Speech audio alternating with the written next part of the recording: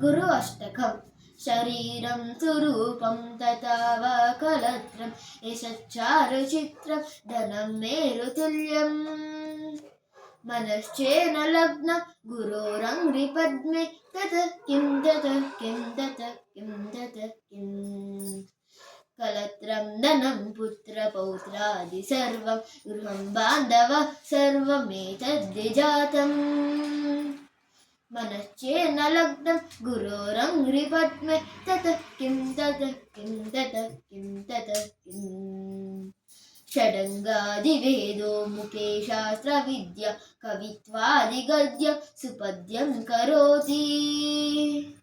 मनश्चेन लग्नं गुरोरङ्घ्रिपद्मे ततः किं ततः किं ततः किं ततः किम्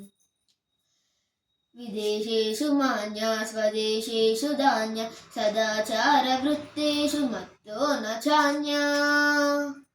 मनश्चेन लग्नं गुरोरङ्घ्रिपद्मे ततः किं ततः किं ततः किं ततः किम् क्षमामण्डले भूपभूपालवृन्दै सदा सेवितं यस्य पादारविन्दे मनश्चेन लग्नं गुरोरङ्घ्रिपद्मे ततः किं ततः किं ततः किं ततः किम् यशो मे गतं दिक्षु दानप्रताप जगद्वस्तु सर्वं करे यत्प्रसादात्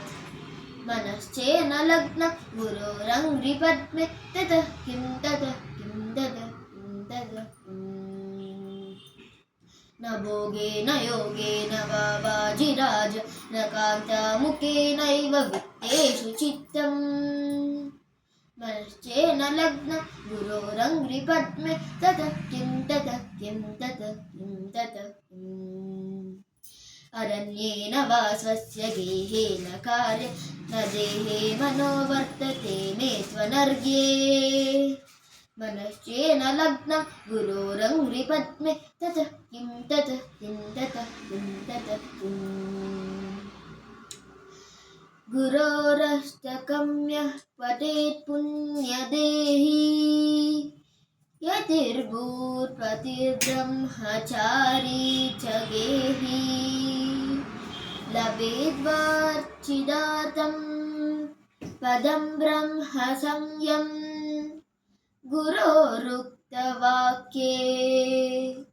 मनो यस्य लग्नम्। Thank you.